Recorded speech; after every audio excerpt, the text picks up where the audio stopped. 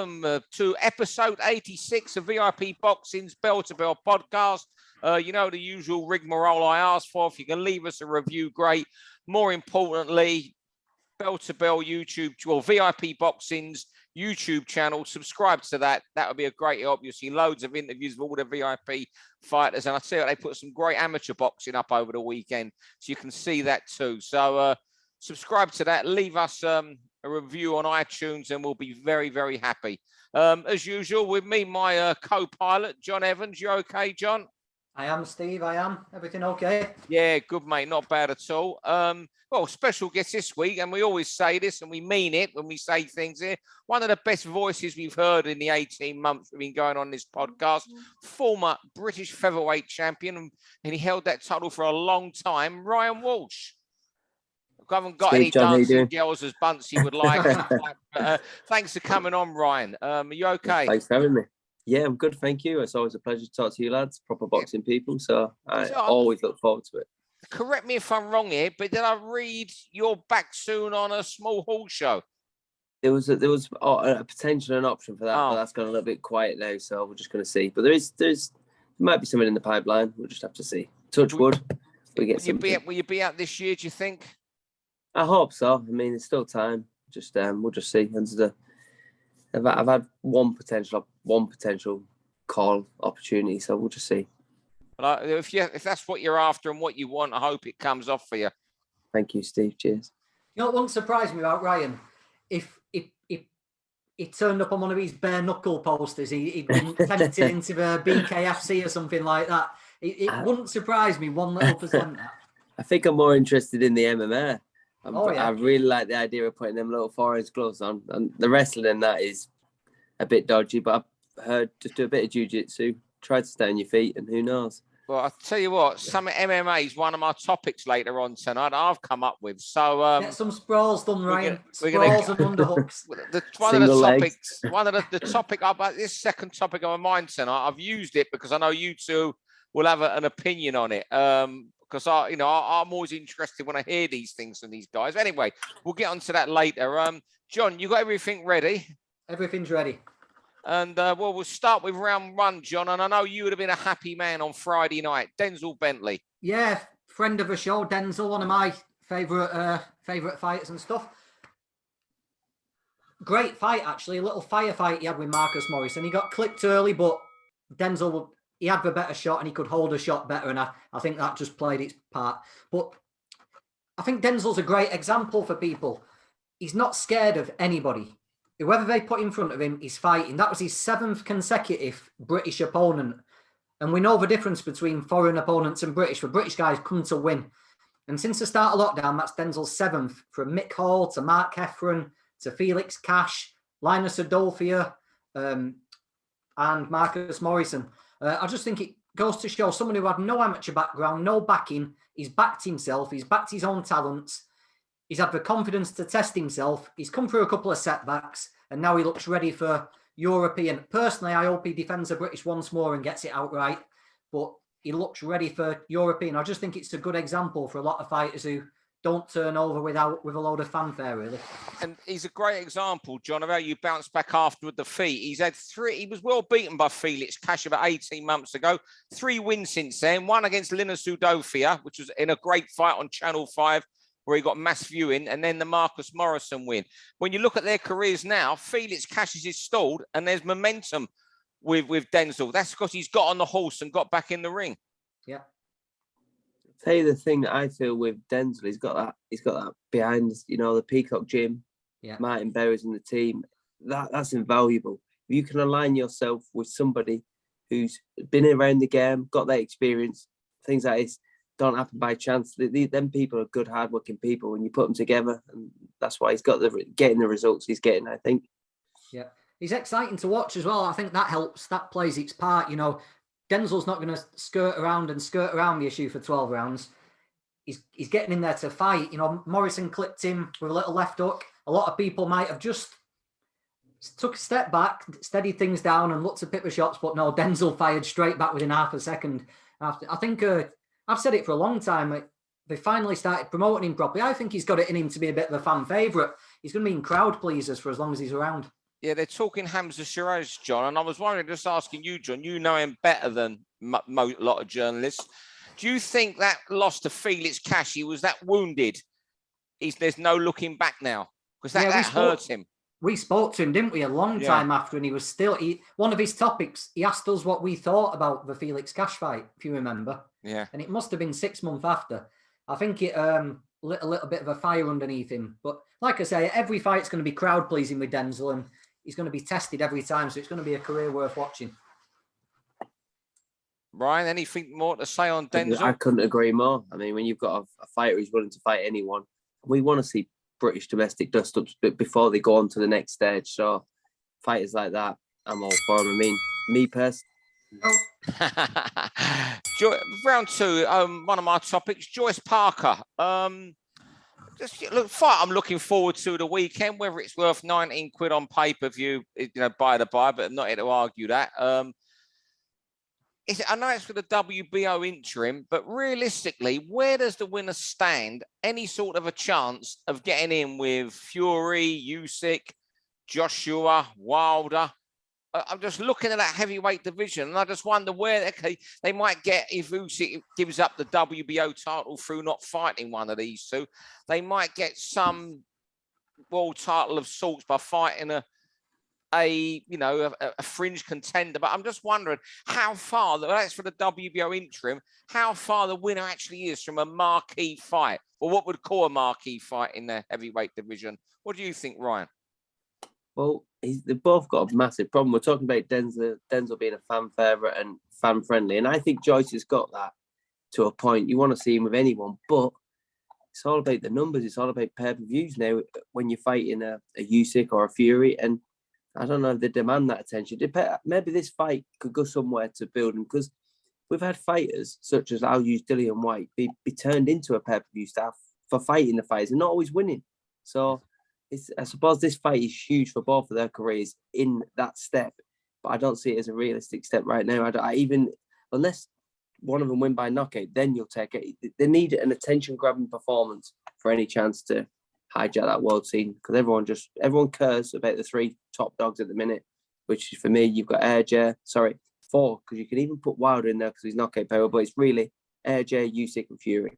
They want to see that mix, and it's the best time in heavyweight history since in my time, domestically and on the world scene, because it's got the most depth for a change. So they do have a chance. Yeah, you could easily see Fury, if Fury does fight Joshua. There's Fury Joshua 1, Fury Joshua 2, Fury Usyk 1, Fury Usyk 2.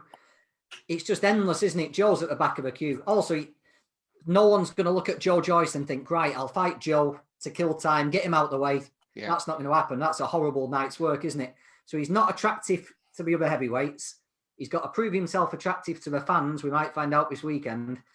And he's at the back of a logjam. So I think it'll be a good fight this weekend. But as you say, I'm not sure where the winner's going to really find themselves. That's right. And you wonder when Joe's chance comes, is it going to be too late? Because, the way he fights to me, and I love watching Joe. I've followed him since he's winning ABA titles. I knew him when he went into Earlsfield Club, Sid Khan's club. But I'm wondering, he's one of those fighters, when he starts the slide, he'll slide quick. Oh. Bam Rodriguez, one of your favourites, John.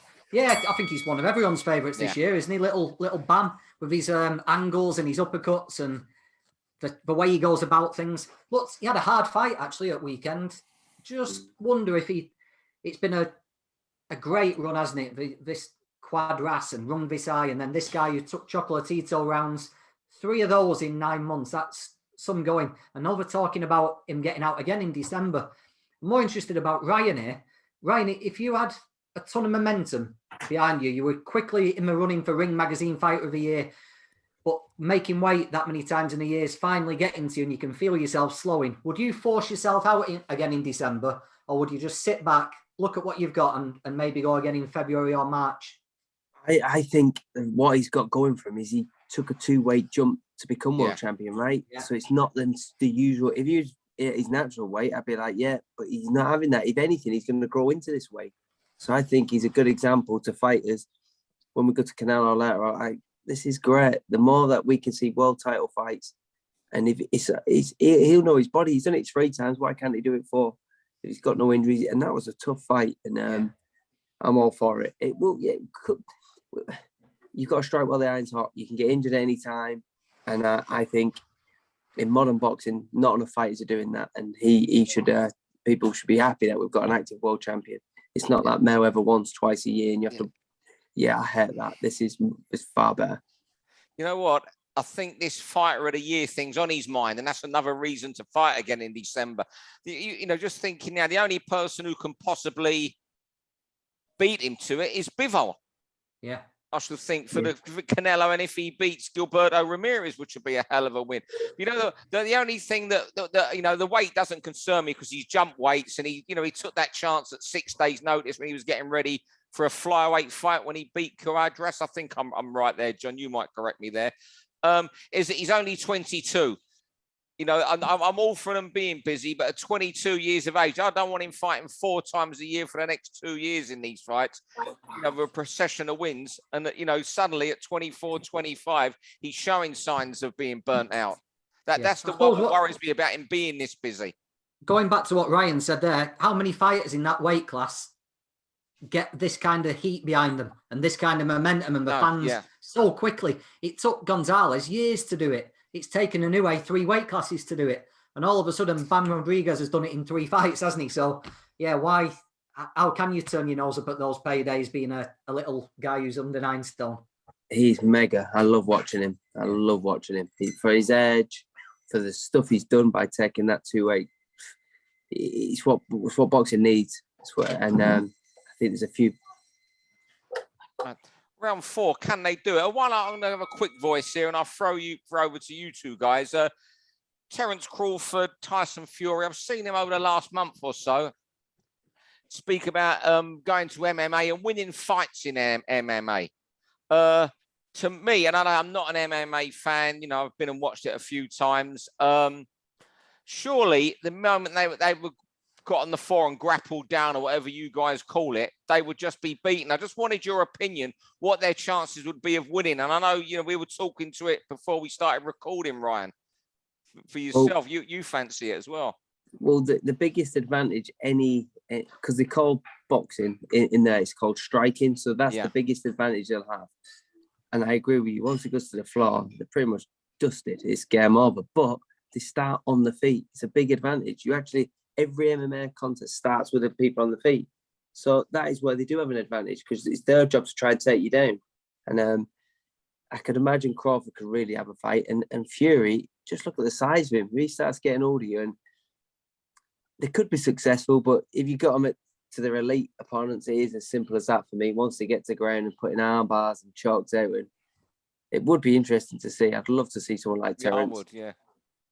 Like Terence Crawford, I believe he did a bit of wrestling, so Terence Crawford might last a minute. But I would honestly, without exaggerating, I would take any boxer who's never done grappling. I would take them to a local grappling club and put them in with a 1-year blue belt, and I would be stunned if it lasted more than a minute. So you've got more knowledge than you. You know that you've grappled, John. I'm not. You haven't you? Yeah, they shouldn't last more than 30 seconds. And adrenaline, and they might last a minute. It's just not going to happen. Something a lot of people forget as well is leg kicks. Yeah. Tyson Fury in a octagon.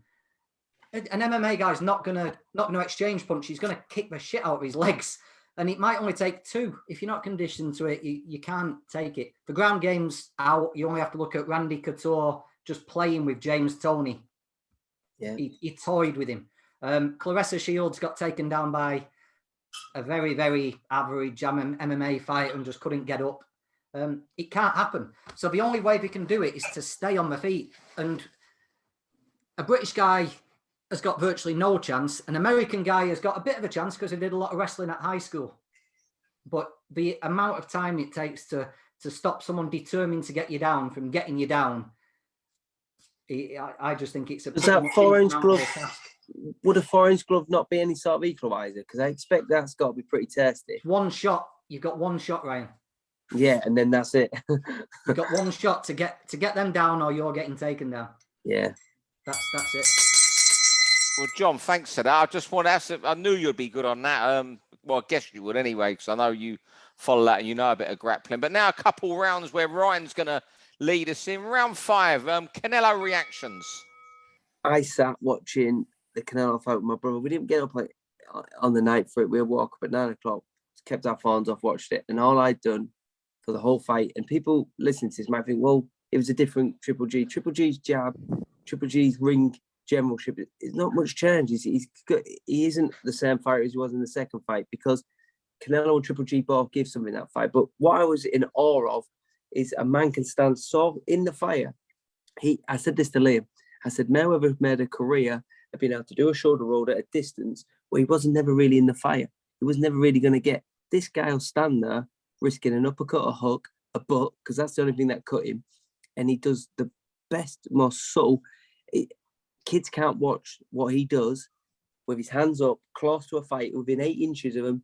They can't watch that enough, because he has a radar which is phenomenal. It was, I think, maybe he doesn't get enough credit, because you have to really understand what you're seeing. Anyone go and try to do what Canelo does, and you understand how good it is, because it's all right getting away with one little twist and one little. This guy can do 3 and 4s, and he worked. And I watched him do it with Bivol with his hands up, where he doesn't take much. His defense is so underrated. I love watching that man, because he does the tiniest little things, and I think fighting people like Mayweather is brought him on beyond.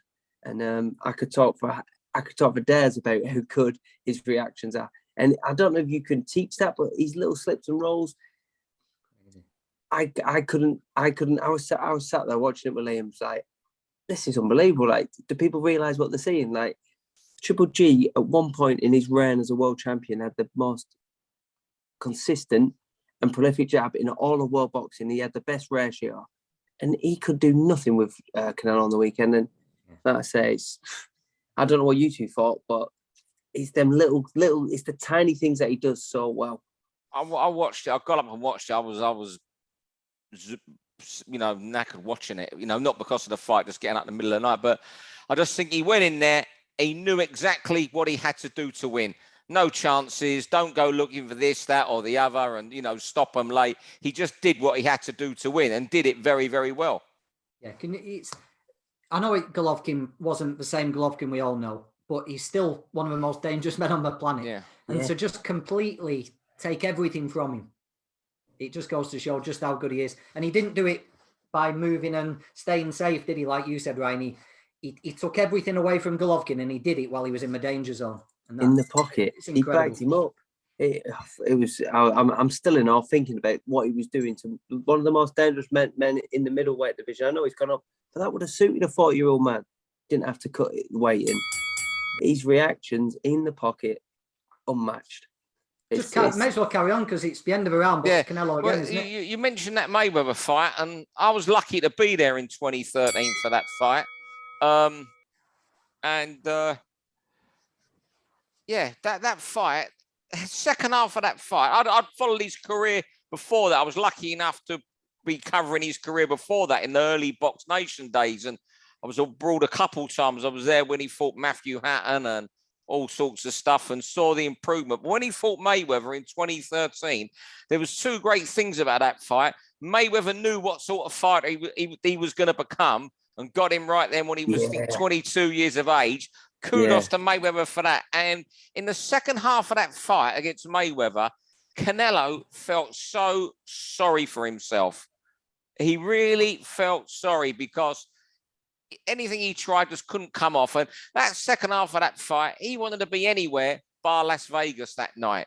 And the way he come back and not turned his career around, went on and won 4 subsequent world titles, is absolutely incredible. You know what? There will always be an asterisk against his name. Yes, I'm with you on that. It's always got to be there. Was he due for the first Golovkin fight? We don't know. Look, there's an asterisk against his name, but that can't take away how he turned his career around after the second half of that Mayweather fight. If you're ever bored, go and look at him in the second half of that fight. Anybody watching, and he just didn't want to be there that night, because he'd had all them wins, 40 wins, whatever beforehand. think he might have had one of the draws then or before that. You know, he'd been winning light titles at light middleweight and seeing people off, you know, hero in Mexico. And in Mexico, after that Mayweather performance, although he was only 22, they turned against him, the Mexican people, after that. Yeah. And for what he's done to his career since that, nothing but kudos, asterisks. Over to you two. Ryan, something to worry about Canelo. He's had a long career. And against Bivol, in the last 4 or 5 rounds, he really slowed down. And again, a 40-year-old man finished stronger than him on Saturday. Now, I'm just wondering, is it maybe like the Roy Jones thing where he's put a load of muscle on and then he's coming off and he's going too far up and down? And do you think Canelo's got the style to be successful for 3 or 4 years if his legs have gone a little bit and if he's having to rely on other things? Do you think he's got the style to be successful for years to come? And do you think this tiring is down to putting muscle on and taking it off and messing with the weights? It could also be eventually Triple G finally found his way as well. You've got to give Triple G his credit and Bivol his credit, because what he does so well, Canelo. He makes you miss. And then at some point, when they're still there, which a big man, which you got to, I mean, I was foolish enough to think that having watched Triple G's last 3 fights, he might have finally gone over the hill. Watching that fight, there's no hill to go over. That guy's, all right, might have lost some stuff in his actual, but his chin, his guts, his will, that's tiring, you know. And for what, 8, 10 rounds, he didn't look like he was going to. So it's hard in a fight. With the Bivol one, I do believe it was a training camp. Something went wrong. He's mentioned it. He's adhered to it a few times. But can I go back to Mayweather as well? When you say how good he was, Steve, I was listening to a podcast with Ron Katz, I think. Would he be in top rank? Top rank matchmaker, yeah. Very knowledgeable man in American boxing, yeah. Well, he gave Mayweather the biggest props I've heard of a fighter. He said Mayweather might be a better matchmaker than he is a fighter. And when you say about the Canelo fight, he hit it just at the right time before he got any more experience. And styles make fights and timing's everything, but there's experience there. And what I wanted to give the massive props to is Canelo's resume. Forget his asterisks for 1 second. Look at what he's doing. And I think the things that I really read about this man, you can't cheat. If he's cheated to make weight, get stronger, compete at higher levels, I don't give him anything for that. But what he does really well, you actually can't cheat. Maybe he can sustain it longer, what he does really well. And more than anything, the thing that I like about Canelo is he's a new age world champion. He is fighting regularly. I've seen Triple G had 4 fights. He had 8 at 2 different divisions, unified one. He's an out-and-out Hall of Famer, and that's another thing. He was fighting a Hall of Famer. So it was that I just hope that they both got paired what they deserve to get paired, because that second fight is worth anything. That's one of the, I call it brutality, one of the best fights I've ever seen. Well, one final question, fellas. What do you think he does now? I mean, I think he's in a real situation because there's either Bivol rematch, which is going to be hard enough, and at 168 pound, you look around, there's Benavidez. There's not a lot more around there, is there? I just wondering if I'm not sure. I don't know. I mean, the Benavidez is the 168 pound one that would make me want to watch. I just wonder if you two could come up with any other names. First of all, you and John. I wonder if he might offer Bivol enough money to come down to 168. Money smart move he does. But he said straight after the fight, he said he's going to have a rest, and I think that's the clever thing to do. What he does is having a rest, which he deserves. He's had 8 massive fights. This will be his 9th. What he does is let the what Mayweather was a master of. He's letting the landscape change, bring up a new young gun. You don't know who's going to appear in the next, let's say, 8 months, 10 months. 8 months. He'll have somebody back next May now. Yeah, I think that's what he should do. I think he should have a massive rest and let the landscape change, so you can do what Mayweather done to him. Because Canelo come up and he went, that's my man, and he could, if he, I think he'd be clever enough to do that, and I hope he is. And if anyone deserves a rest, it's Canelo. He's showed world champions, and I think he's probably inspired fighters like Bam. Get your world title, and 1, earn your money while you can earn your money. 2, be as active as you can, and the improvement will be there. And I think I can't give him enough props. The asterisk does annoy me because, like I say, skill set and what he does well, there isn't no drugs that can do that for you. There actually isn't. And I hate the fact that there's more than suspicion and doubt. And I've read enough books to know that at the elite levels of most sports, this is possible. But the skill set he has, I can't stick to it enough. His reactions, the way he does what he does, You just can't cheat that. And that's why I'm in awe of. I love the fact that he can stand in this distances in sport where you take risk. And Mayweather's the master of being in a distance where you weren't really taking risk. This guy's a master of being in the distance where he takes risk. John, do you see anyone on the horizon outside of Bivol and Benavides before we let you wrap up with that, if you can think of anyone? I was trying to think of upcoming fights where the landscape might change. The only one I can think of is this Andrade and Parker. But Parker would have to be incredible to be even in consideration, wouldn't he? Maybe Andrade might finally get the fight he wants if he beats Parker, but maybe that's the only one I can think of. I can't think of like an exciting youngster coming through at super middle, really. You know what? They keep mentioning the Charlo twins, don't they? Isn't one of them 160, 160? Yeah. He would have to come up he would be a much smaller man, wouldn't he? You know what you say there, Joe, you mentioned Zach Parker, and what Canelo has had a habit. Ryan was talking about the landscape changing, and what Canelo has a habit of doing, if he is having a rest till, say, next May, and the landscape is only showing, bubbling under, shall we say, of changing, he might pick Parker as a mandatory and get it out of the way next May, then have another big fight next September when it might have changed in 12 months. Yeah, like he did with Fielding and things like that. He in the past, when he hasn't been scared of just going and taking a mandatory.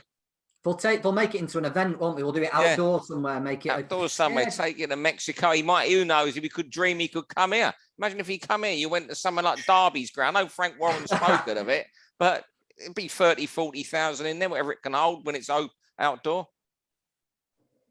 All right then, fellas. Well, Ryan, thanks for coming on tonight. I know we've interrupted your game of FIFA. What is it, FIFA? I don't know these games. It's Call of Duty. Call of Duty. And I know you're playing your Joe, your trainer's son at it now. So Graham Everett tells me that Joe's going to smash her. He just messaged me and told me. Lucky for me, he's on my team, and he is definitely a better killer than me. I get a lot of wins. Oh, well. That's all I like to do. I don't play for fun. I play to win. And John, you fight to win, don't you? Yes, that's the natural. That's the Walsh competitive He fights spirit. for fun though as well. Yeah. and John Evans, thanks very much as always for joining me, and I'll speak to you next week, John. And we'll get you back on before Christmas in a couple months, right, Ryan, because your insight is always superb. Ryan, before you go, pick a winner: Galahad and Maxi Hughes. I think Galahad. I'm going to draw my experience here. I've watched Galahad, and he had one of the best orthodox southpaw performances against. I think he's some sort of Puerto Rican, tall, long black lad, and he looked superb against him. That was in America, wasn't it? Yeah. Did you see it? He was brilliant, and so I don't think he's going to have a problem with the southpaw stance like most people do. Going up 2 weights as well, it's going to be a very nip and tuck fight. Maxi's got the team and the capabilities to do it, but my brain's saying I slightly lean towards Galahad, who's good. What I was shocked about Galahad, I seen him in Marbella. He was bigger than Liam. He was a featherweight at the time. I mean, I was like, he has grown since we sparred with him 10 years ago down at the kick stop in Norwich. He was a skinny young lad. He's massive now, so he's going to be he'll be a big, good sized lightweight, and he's got very good skills against southpaw. So I probably edge towards him, but in all honesty, I hope Maxi can continue this run, because Maxi's got something that all fighters want.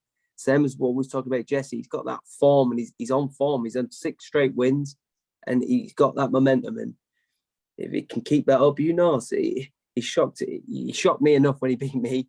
He shocked Carol. He keeps shocking everyone. So it'd be a brilliant story, and I hope he does continue, because the winner of this is looking at a big fight against one of the Americans, and it's a Ryan Garcia for me. I think the winner of this has every chance of getting a Garcia.